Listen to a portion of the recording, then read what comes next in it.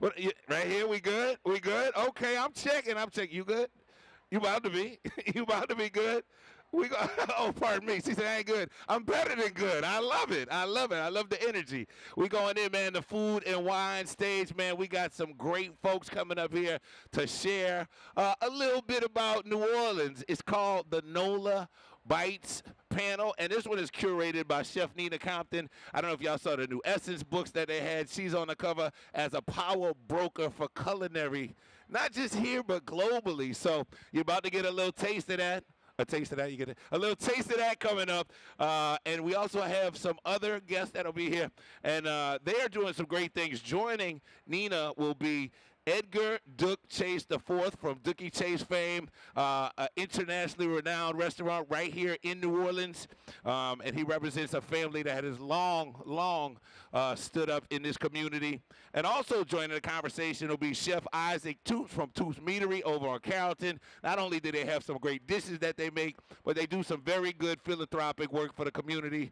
There's so much chaos going on in the world, and they have remained steadfast in their journey to especially feed young people. So congratulations for them sticking with that. So with no further delay, we're going to get this thing started. This is the NOLA Bites panel. Y'all give it up. Y'all give it up one time. Coming out, Chef Nina Compton. Good afternoon, everybody. How are we feeling today? Good? Enjoying your essence? Well, I'm going to welcome to the stage Chef Duke Chase and Chef Isaac Toops.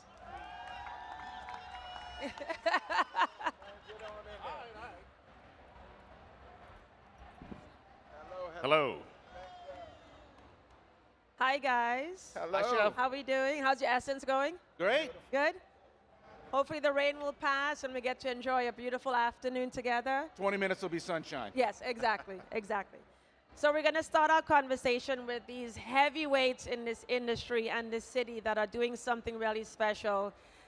A lot of awards, a lot of accolades. You guys do a lot of stuff in the community. So if you guys can both start off, whoever wants to go first, just tell me about how you got started in the industry, why, and what do you look forward to in the industry in the city? Well, I got into this, I just really just kind of fell into it. You know, I've been cooking since as early as I can remember. I've been in my mom's kitchen, helping my dad boil crawfish and fry fish outside, helping my mom make gumbo and stews inside. But I never put it together to do it professionally. You know, I was literally job hopping after college try. I worked at a denture clinic. I made dentures. I can still make dentures, fun fact. You make dentures? I can make dentures. I worked at a printing press. I worked at a TV station. And then just one day I walked into a restaurant like, hey, will you hire me? Hire me as a cook. And I found it. I'm like, whoa, this is it. This is it. This is what I want to do. And then moved to New Orleans, worked for Chef Emerald Lagasse for 10 years. Then, we broke off and worked at a couple of private gigs for some restaurant owners. And then I kind of got screwed over by these restaurant owners, but I won't name names. And then me and my wife got some money together and said, you know what? We're going to screw ourselves over. and then we opened up Toops Meadery, and that's 15 years ago. Congratulations. My daughter, who's also here, is 15 years old, and that's not a coincidence. Having children will make you get your act together. And that's where we've been. All right. Yeah, so mine is more of a generational story, right? If you all, my family's flagship restaurant is Dookie Chase Restaurant, celebrating 85 years this year. But I grew up as many of the grandkids did in that restaurant, but more importantly, I grew up washing my grandmother's dishes. And from that start, she would say, hey, go get me an onion, go get me some flour, go get me this, go get me that. So I started to be nosy and hang around the stove. And that's how I really started to learn. I would go home and cook and try to make stewed chicken. I would go home and cook and try to make gumbo. I would go home and do all these different things, and my mom would taste it. And a mother's love would always say, this is the best. But I would always save a little bit to bring back to my grandmother, who had the best palate I ever experienced. And she would tell me where I missed that. You needed to let it cook a little bit more. You needed to brown your roux. You needed a little more salt and this, that, and the other. So growing up, I do have a degree in economics and finance, but it wasn't until the devastation in this city in 2005, Hurricane Katrina, And we were in Baton Rouge, and my grandmother said, if we get that restaurant back open, imagine what it would do for our community. Imagine having these lights back on, what it would show the people in that neighborhood, that they can come back, a sense of pride, a sense of hope. It wasn't imagine what it would do for my family. Right. Imagine what it would do for her, who spent 65 years building that.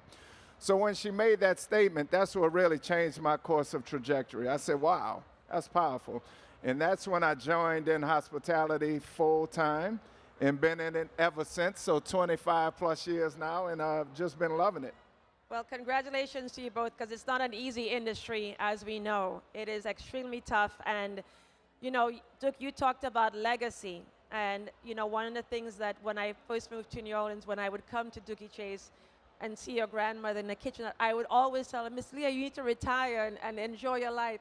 And she's like, no, I'm with my family. I love what I do. And then I started to understand that she doesn't see it as work. This is being with my family. And the sense of pride I see with your family in that restaurant of just pushing, and it's the generational thing is very inspiring, because it is so important here to see the community also grow with you and stand with you guys. So that's very, very powerful. It's huge, you know. That's right. My grandmother cooked in the kitchen till she was 96, and she passed at 96. But that's the one thing. We're celebrating 85 years because of that community, right? That's why the people that come through those doors each and every day.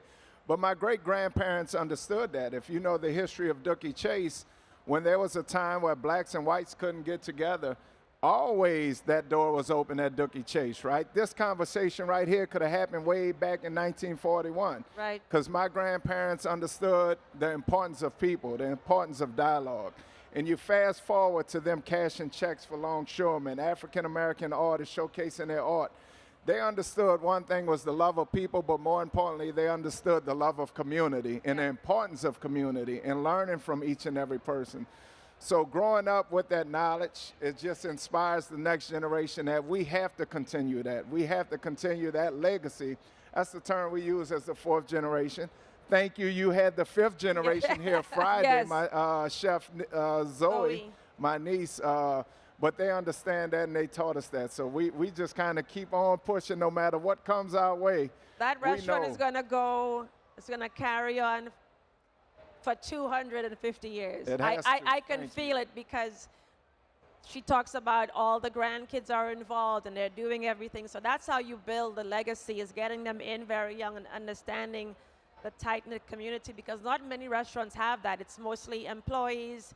It might be a cousin or something else. But when you have people that are connected through blood, but also through the vision, that's very huge.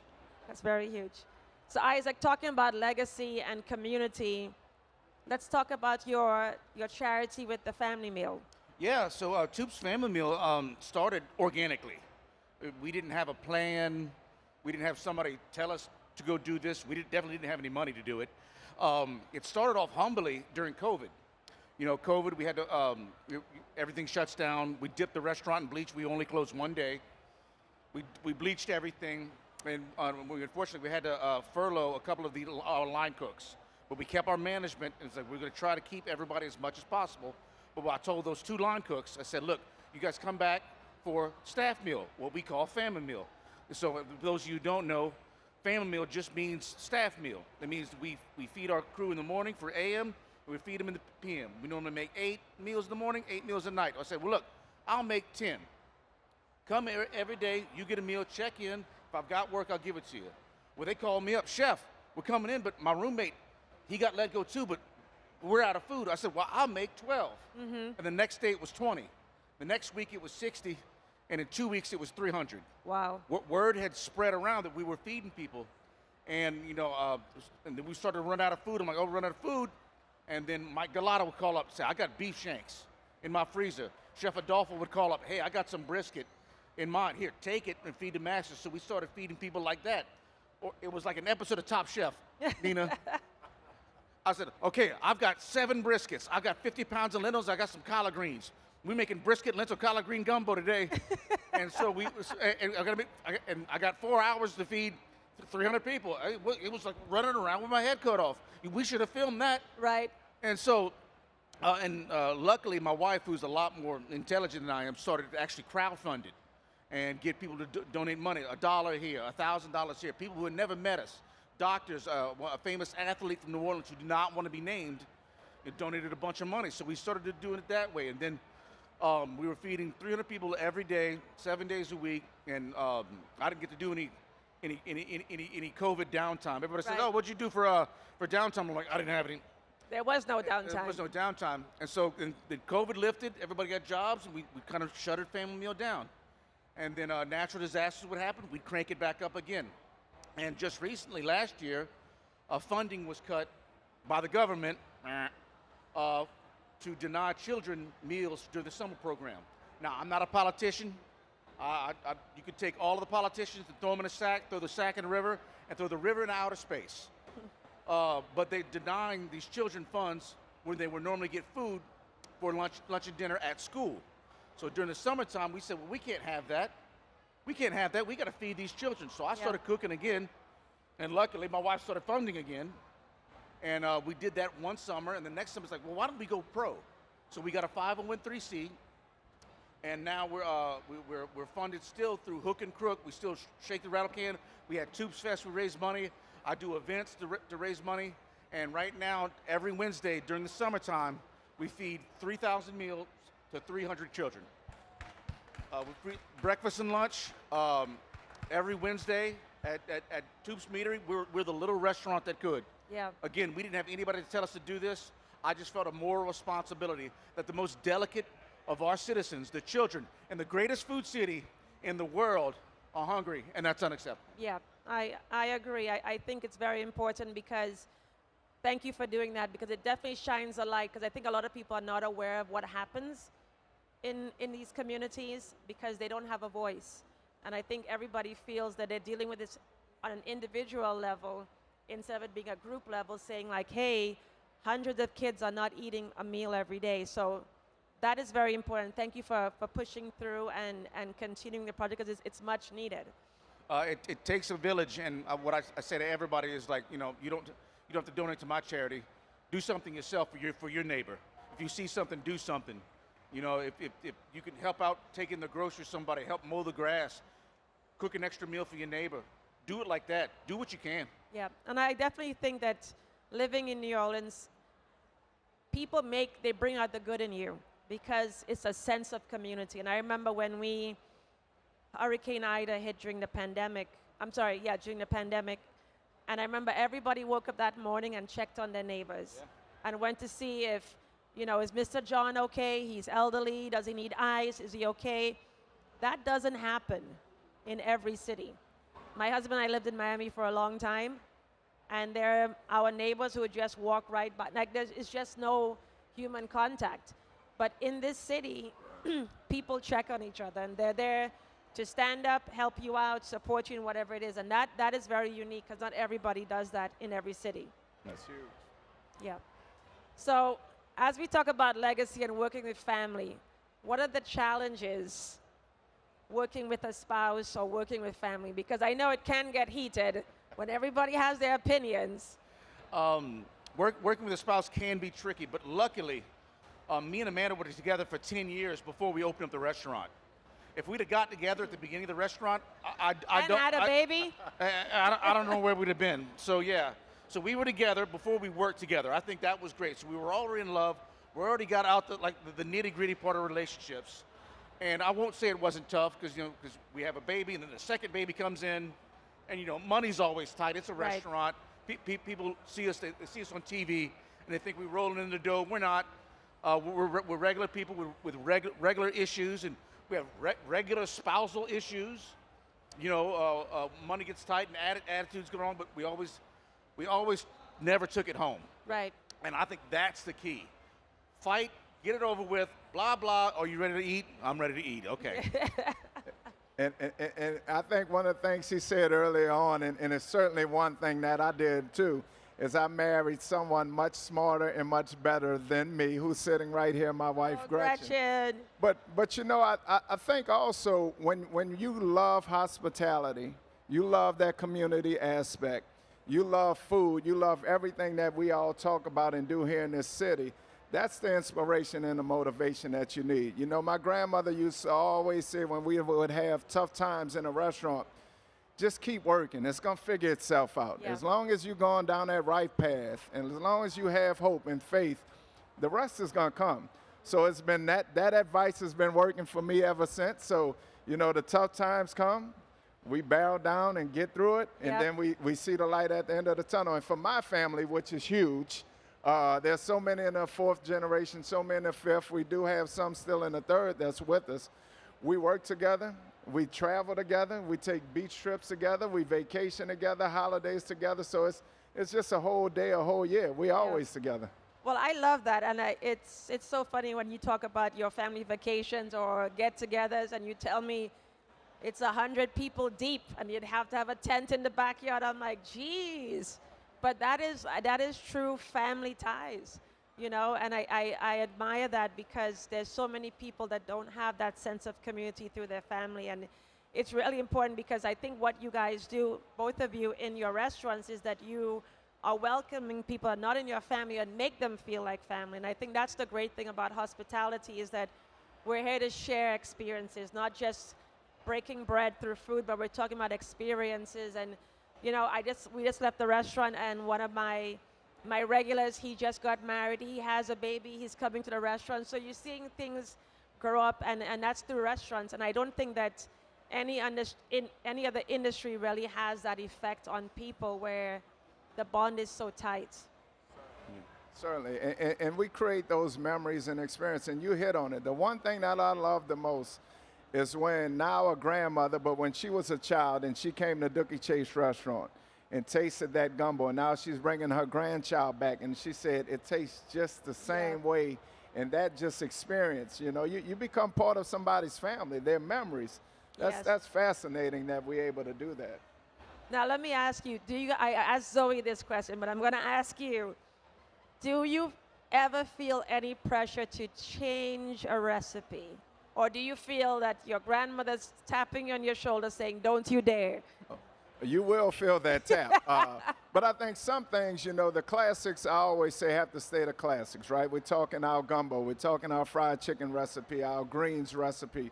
Those, yeah, we're not going to touch because I want that experience. I want the grandmother now bringing her grandkids, Right. and they get the same taste and same experience.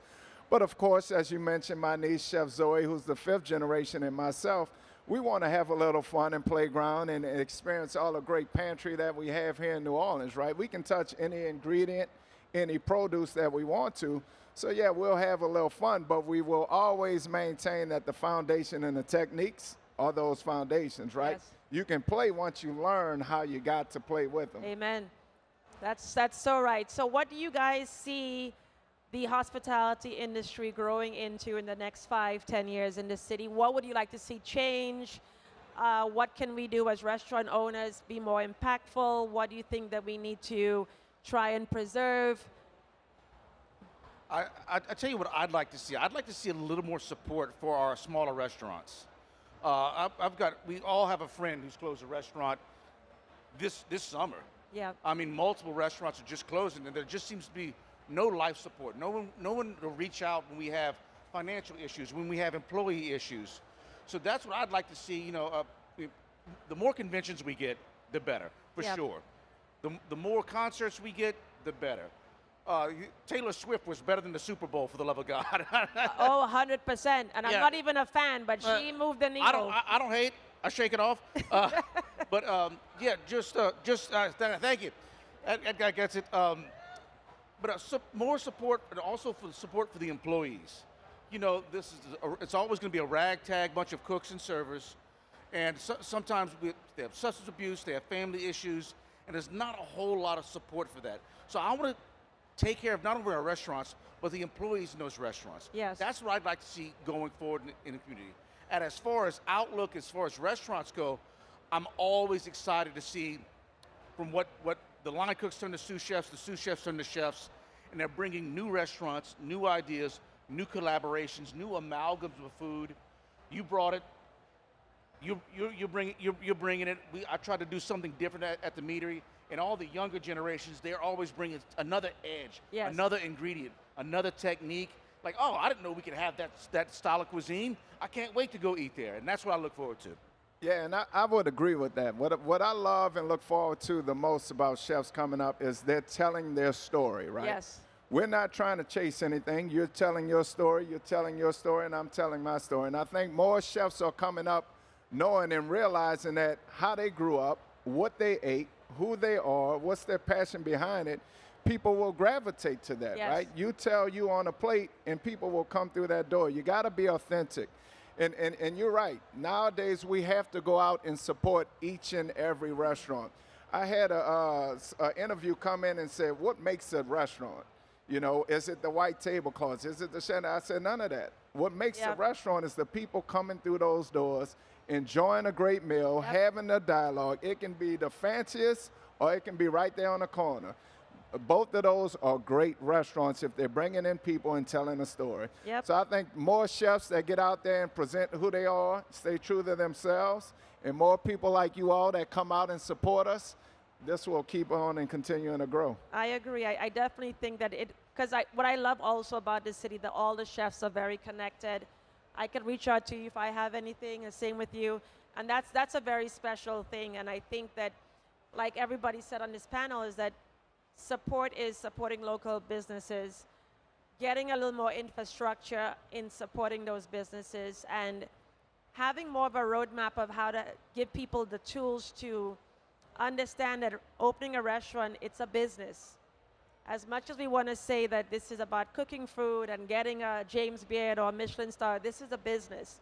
And I think that there's so many young chefs or young cooks that are getting a lease, opening a restaurant, and not understanding that this is a business. And the hardest thing is when we have a very busy spring, it's great. But when summer comes around, that is the true test of, can you hold on?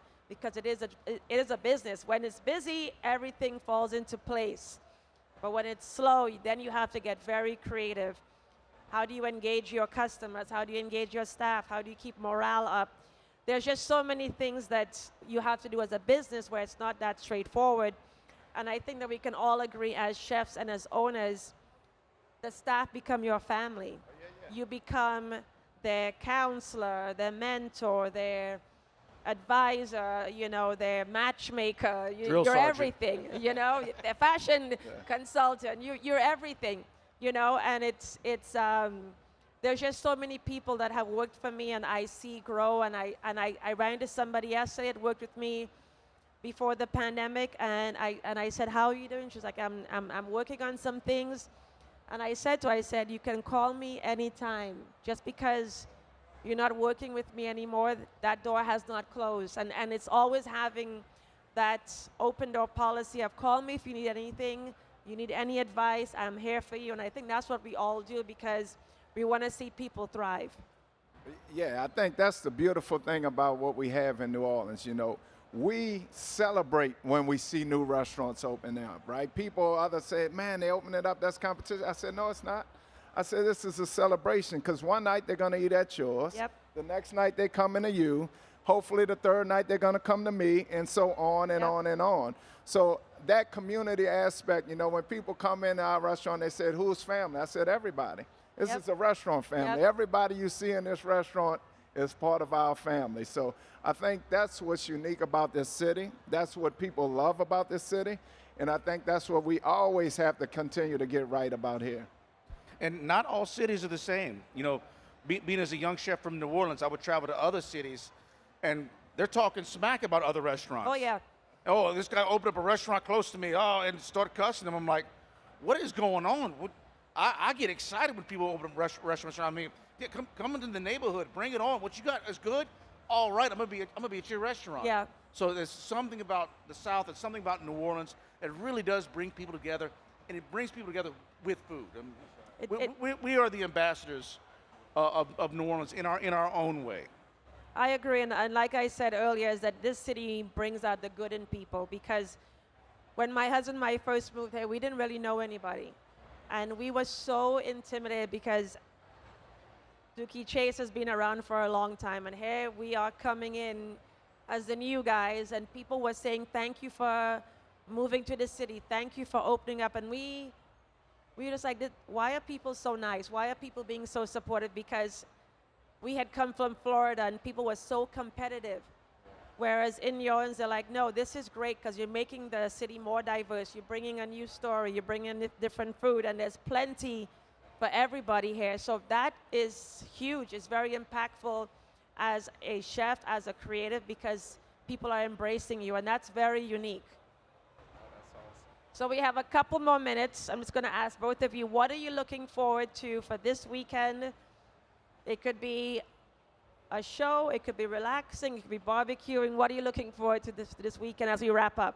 Well, this weekend, what I was looking forward to, but I missed it because I had to work, was Cardi B last night. I had some of my employees go, and I'm like, you. But no, I would have I'd love to see her. My kids love her, my wife love her. She puts on a great show. Poppy was coming here today. It's like, Daddy, is Cardi B gonna be there? But like, baby, I don't know. I don't know. You never know. Might. Yeah, you never know. You never know. You never know. Yeah, for me, it's the celebration of people. You know, we work hard. We leave one restaurant and go sponsor to another restaurant. Yep. But it's really, we're going to go out tonight. We're going to celebrate Essence. We're celebrating Essence right here. So anytime you have this influx of people coming to see, whether it's our city, whether it's musicians, whether it's other artists, we want to be a part of that celebration, right? We're going to put in our work, 16 hours at the restaurant. Yes. But somehow we're going to muster up some energy and come party with you all again. So I'm going to Essence tonight, so I'm going to have a good time. Good for you. We got a bright and early morning on Monday, and I'm going to have an even better time, hopefully, getting up. Yeah. No, it's my favorite weekend of the year because you're seeing Black excellence. You're seeing happiness. Like, everybody is happy. Yeah. Such joy. And revelry. Yeah, just love and embrace and women coming together, very strong women coming together and supporting each other, and also dressing. The people watching, I could just sit here all day and just watch everybody in their glamour. So it's a pleasure speaking with both of you, and thank you for what you do for the city, and happy Essence Fest. Happy Essence Fest. Thanks for having me. Thank you, everybody. Thank you all. One time I dropped a mic after, and I got fussed at by the audio guy. I thought I was being cool.